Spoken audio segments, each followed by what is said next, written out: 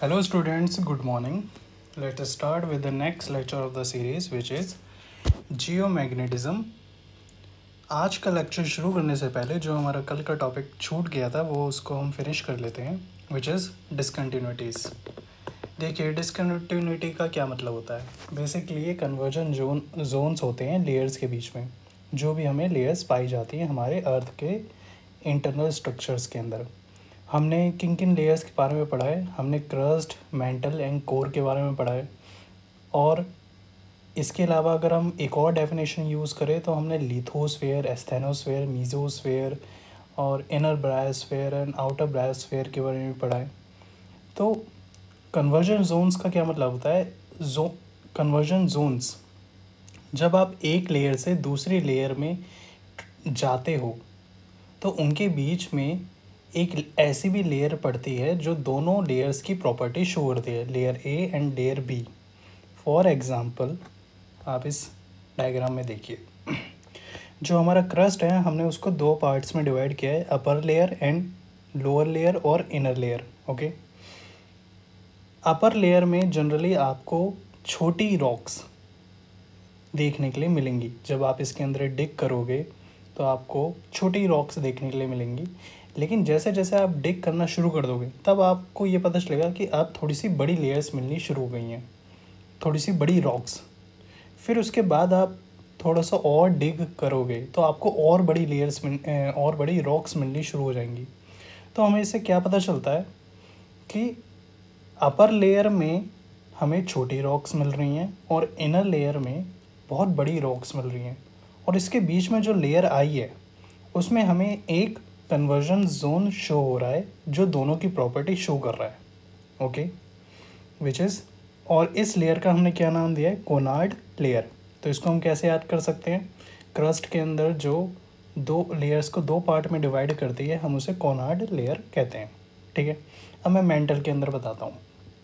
Mental के अंदर हमने दो लेयर्स के बारे में पढ़ा था, एस्थेनोस्फेयर एंड मीजोस्फेयर। अब पहले मुझे बताइए, क्रस्ट के अंदर हमें कौन सा मटेरियल पाया जाता है, सियाल या सीमा? बताइए। सियाल, सियाल पाया जाता है।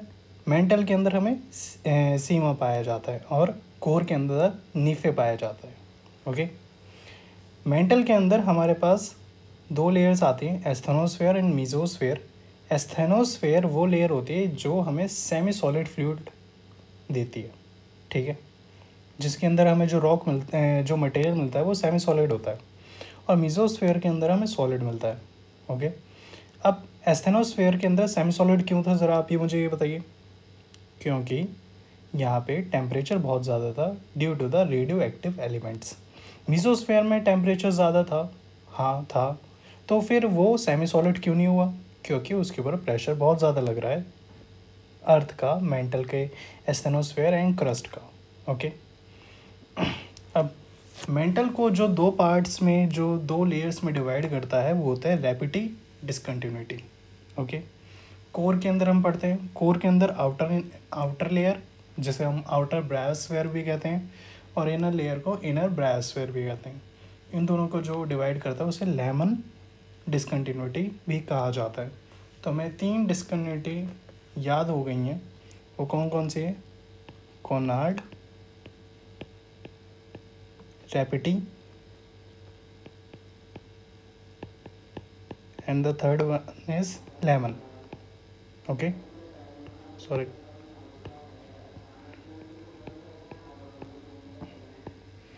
तो ये तीन लेयर हमारी किसको डिवाइड करती हैं, ये क्रस्ट को डिवाइड करती है, ये मेंटल को डिवाइड करती है, और लेमन हमारी कोर को डिवाइड करता है। अब ये देखिए, जब आप क्रस्ट से मेंटल की तरफ जाओगे तभी तो आपको एक डिसकंटिन्यूटी मिलनी चाहिए, क्योंकि आपने मटेरियल चेंज कर दिया है। पहले आपको सियाल मिल रहा था लेकिन अब सीमा मिल रहा है। तो अब यहाँ पे हमें जो डिसकंटिन्यूटी मिलती है हम उसका नाम रखते हैं मोहो डिसकंटिन्यूटी। क्या रखते हैं, मोहो डिसकंटिन्यूटी। ओके, अगर आप मेंटल से कोर के अंदर जाओगे सेम, तो आपको कोई डिसकंटिन्यूटी मिलेगी। यस, उसका नाम क्या होता है, गुटनबर्ग। क्या नाम होता है, गुटनबर्ग। चलिए, अब पेपर के अंदर आपसे सिंपल ये नहीं पूछा जाता है कि आप मुझे ये बताओ कि क्रस्ट के अंदर अपर लेयर और इनर लेयर के बीच में कौन सी डिसकंटिन्यूटी आती है। नहीं, ये इतना आसान पूछ लेंगे तो फिर वो यूपीएससी कैसे कहलाएंगे। वो आपसे पता है क्या सवाल पूछेंगे, वो पूछेंगे कि इनर क्रस्ट और आउटर मेंटल, इनर क्रस्ट और आउटर मेंटल के बीच में किस कौन सी डिसकंटिन्यूटी आती है। मतलब कि वो ये वाली लेयर्स के बारे में पूछ रहे हैं। और यहाँ पे कौन सा थी, मोह डिसकंटिन्यूटी। जब भी पेपर के अंदर इस टाइप के क्वेश्चंस आएँ, एमसीक्यू आएँ, तो ये ज़्यादा बेटर रहेगा कि आप इस डायग्राम को बना लें। आपके सारे क्वेश्चंस वैसे तो एक से ज़्यादा नहीं आएगा, आपके ज़्यादातर सॉल्व हो जाएंगे। ओके, तो चलिए अब आगे का लेक्चर जो हमारा मेन टॉपिक है उसको शुरू करते हैं, जियोमैग्नेटिज्म। और आगे के चैप्टर्स को मैं शुरू करने से पहले आपको ये एक एडवाइस देना चाहता हूँ कि देखिए, इमेजिनेशन करिए, use your imagination to learn subject. आप अपनी इमेजिनेशन का यूज़ करिए सब्जेक्ट को याद करने के लिए, एज़ कम्पेयर टू आपका आईक्यू और I can say your learning power. आप रट्टा मार सकते हैं, मार सकता है हर कोई, लेकिन वो कब तक आपको याद रहेगा, एक टाइम के बाद आप भूल जाएंगे।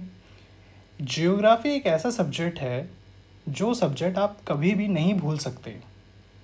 क्यों? क्योंकि आपको इसके अंदर बहुत अच्छी तरह इमेजिनेशन अगर आपने एक बार कर ली तो ये सवाल ही नहीं पैदा होता है कि आप कभी इसको भूल सकते हैं। तो use your imagination to learn this subject. Okay, तो अभी हमारे पास जियोमैग्नेटिज्म, पैलियोमैग्नेटिज्म है, सिंपल से टॉपिक है, अब इसको समझते हैं। मैंने क्रस्ट मेंटल कोर बताया। अगर मैं आपसे पूछूं आयरन कहाँ पे मिलता है तो वो होता है हमारे कोर में। ओके, और आयरन के अंदर हमारे पास होती है मैग्नेटिक प्रॉपर्टीज़। मैग्नेटिक प्रॉपर्टीज़ से क्या होता है कि वहाँ पे मैग्नेटिक फील्ड बनती हैं। मैग्नेटिक प्रॉपर्टीज़ होने के कारण जो आयरन है वो मैग्नेटिक फील्ड प्रोड्यूस करता है। फर्स्ट ऑफ ऑल पहले तो मैं ये समझाऊंगा कि मैग्नेटिक फील्ड की क्या इम्पोर्टेंस है, ठीक है। और जब आपको ये पता चल जाएगा कि मैग्नेटिक फील्ड की ये इम्पोर्टेंस है, तब मैं आपको ये बताऊंगा कि मैग्नेटिक फील्ड एक्चुअल में बन कैसे रही है। ओके, देखिए, ये हमारे पास अर्थ है। अर्थ का जो कोर है वो आयरन से बना हुआ है। Majority of the earth 35% of composition में आयरन ही है, ठीक है। और आयरन का जब हम टेम्परेचर बढ़ाते हैं और क्योंकि अर्थ मूव भी कर रही होती है तो उससे क्या होता है, मैग्नेटिक फील्ड्स जनरेट होती हैं। और अगर मैग्नेटिक फील्ड जनरेट होती हैं तो वो हमारे अर्थ को एक स्फेयर के अंदर एक लेयर ऐसी बनाकर देता है। मैग्नेटिक फील्ड एक ऐसी लेयर बना देता है, एक कवरिंग बना देता है, जैसा हमारा एटमॉस्फेयर होता है वैसे ही, लेकिन उससे भी बहुत बड़े स्केल पे। एटमॉस्फेयर तो कुछ किलोमीटर्स के बाद ख़त्म हो जाता है, लेकिन ये जो मैग्नेटिक फील्ड्स का जो सरफेस बना कर देता है ये बहुत बड़ा होता है।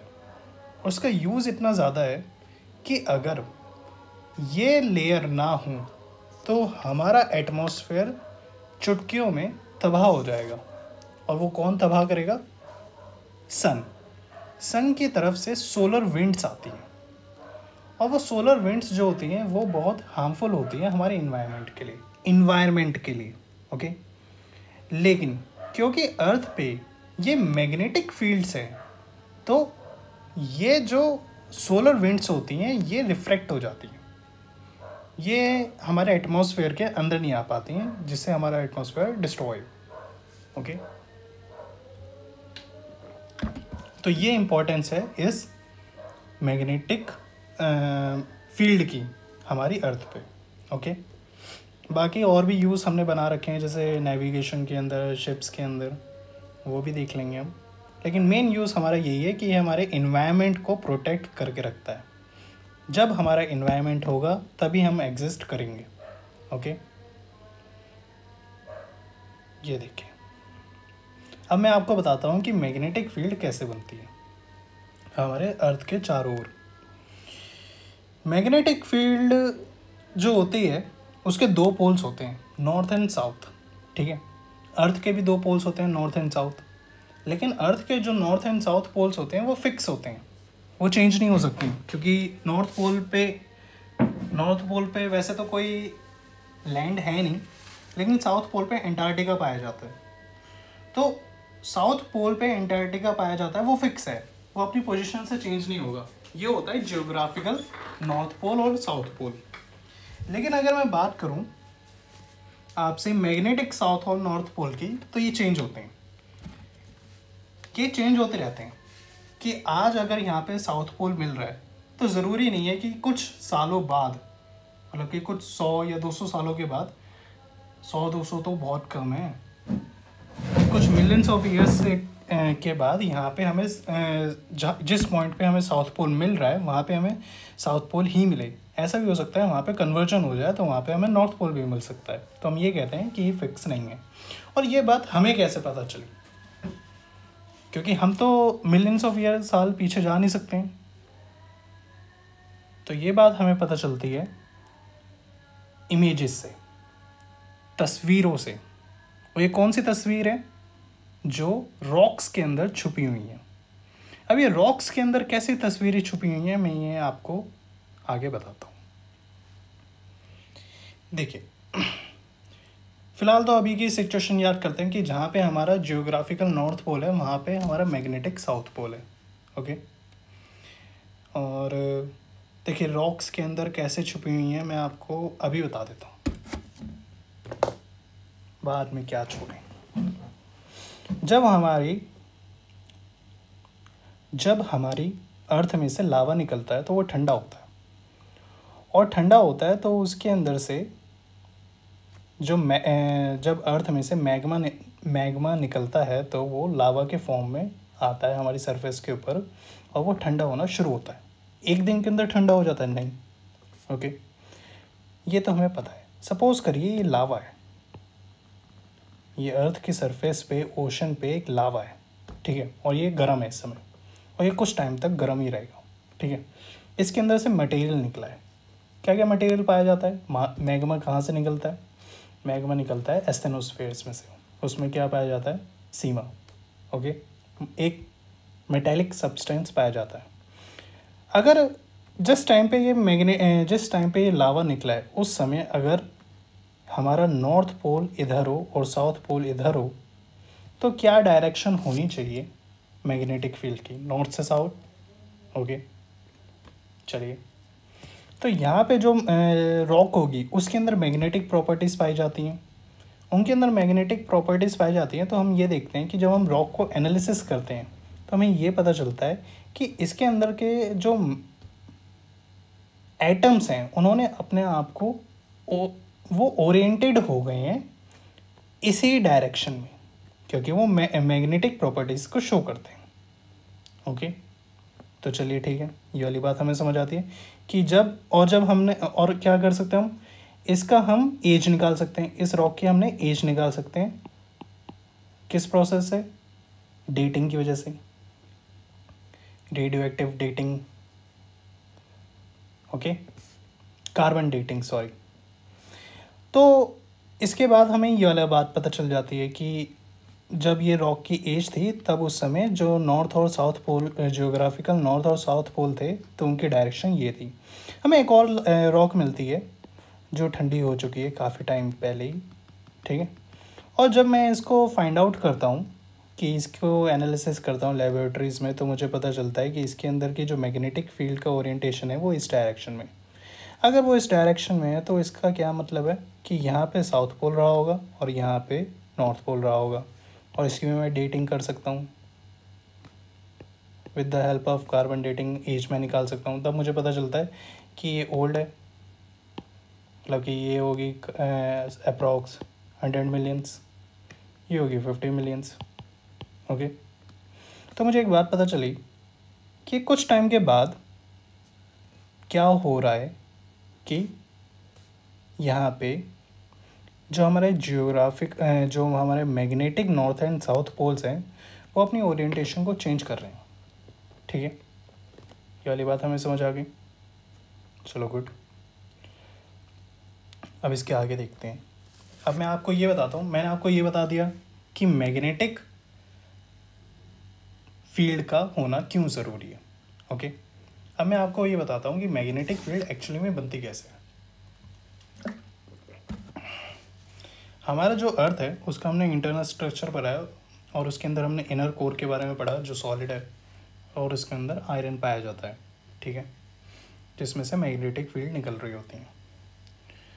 और दूसरा हमें पता होता है, ये हम एक रीज़न मान सकते हैं, आयरन है, टेम्परेचर ज़्यादा है, तो हम ये एक रीज़न मान सकते हैं कि वहाँ पे आयरन है, इस वजह से मैग्नेटिक फील्ड निकल रही है। और दूसरा हम ये भी मान सकते हैं reason, self exciting dynamo.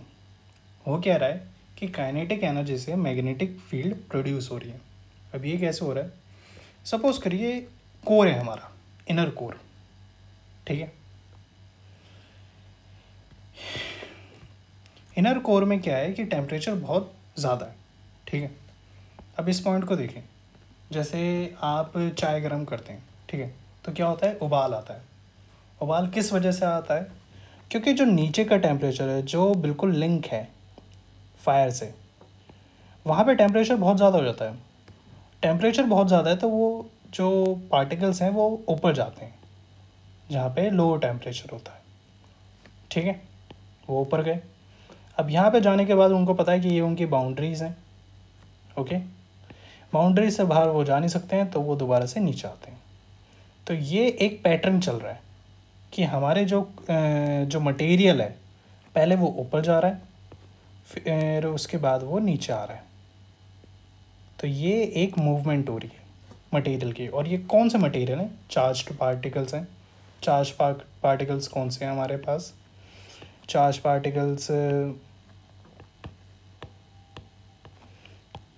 Particles हमारे पास होते हैं आयरन, मतलब कि जो भी मेटेलिक एलिमेंट्स होते हैं, मेटेलिक एटम्स होते हैं, उनको हम कहते हैं वो चार्ज पार्टिकल्स हो सकते हैं, ठीक है।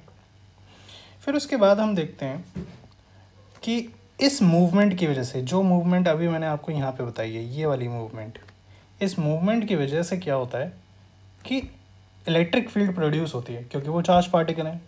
और जब चार्ज पार्टिकल ट्रैवल करते हैं तो इलेक्ट्रिक फील्ड प्रोड्यूस होती है। इलेक्ट्रिक फील्ड के प्रोड्यूस होने की वजह से उसके कंटेम्परी मैग्नेटिक फील्ड भी प्रोड्यूस होना शुरू हो जाती है, ओके। इसलिए हम इसे कहते हैं सेल्फ एक्साइटिंग डायनामो। अब देखिए, ये जो मैंने आपको स्टेटमेंट बोली, ये हम 12th के अंदर पढ़ते हैं जो साइंस साइड वाले बच्चे होते हैं, कि जो इलेक्ट्रिक फील्ड होती है उसे मैग्नेटिक फील्ड सपोर्ट करती है और मैग्नेटिक फील्ड को इलेक्ट्रिक फील्ड सपोर्ट करता है, ठीक है। ये बातें हमें याद रखनी पड़ेंगी, ठीक है। अब इसके आगे बढ़ते हैं। पोलर वॉन्डरिंग मैग्नेटोस्फीयर मैंने आपको बता दिया, originate from the interaction of solar winds and earth magnetic field, okay. Polar wandering किसे कहते हैं, मतलब कि ये वो सेम ही चीज़ है जो मैं आपको ऊपर बता रहा था यहाँ पे, कि जो हमारे पास जो magnetic north and south poles होते हैं वो अपनी डायरेक्शन को चेंज कर लेते हैं, तो उसे हम पोलर वॉन्डरिंग ही कहते हैं। Magnetic north pole and south pole का कन्वर्जन हो जाता है। तो उसमें क्या होता है, और ये किस वजह से होते हैं, internal structure of the earth, core lava movement and earth movement, ये 3 वजहें हैं जिनकी वजह से हम ये कह सकते हैं कि ये कन्वर्जन हो रहे हैं। अगर कोर लावा मूवमेंट बहुत ज़्यादा होगा, मतलब कि कोर के लावा का मूवमेंट अगर ज़्यादा हो जाएगा, तो ये जो मैग्नेट हमें एज्यूम जो हम कर सकते हैं वो रिवर्स हो सकती है, ठीक है। और ये ज़्यादा और कब कोर के लावा का मूवमेंट ज़्यादा और कब किस वजह से हो सकता है, टेम्परेचर की वजह से हो सकता है। और टेम्परेचर कब ज़्यादा होगा, जब रेडियो एक्टिव डिके होगा, ठीक है। रेडियो एक्टिव के डिके ज़्यादा होने की वजह से जियोमैग्नेटिक पोल्स की पोजीशन शिफ्ट हो जाती है, तो हम उसे पोलर वॉन्डरिंग कहते हैं। पैलियोमैग्नेटिज्म क्या है, पैलियो मतलब rock, study of records of earth magnetic field in the rocks and sediments, okay.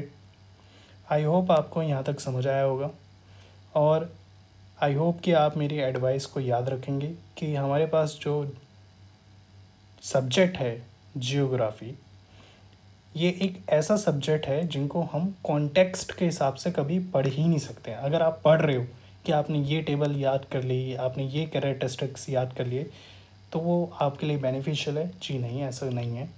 जब तक आप इसमें चीज़ों को इमेजिनेशन नहीं करोगे, आप इसमें सक्सीड नहीं हो पाओगे। ओके, तो चलिए आज के लेक्चर को यहीं पे फिनिश करते हैं। आई होप आपको मेरा लेक्चर पसंद आया होगा। आप इस लेक्चर को लाइक कर सकते हैं, शेयर कर सकते हैं, सब्सक्राइब कर सकते हैं, और अपना लव एंड सपोर्ट मुझे दिखा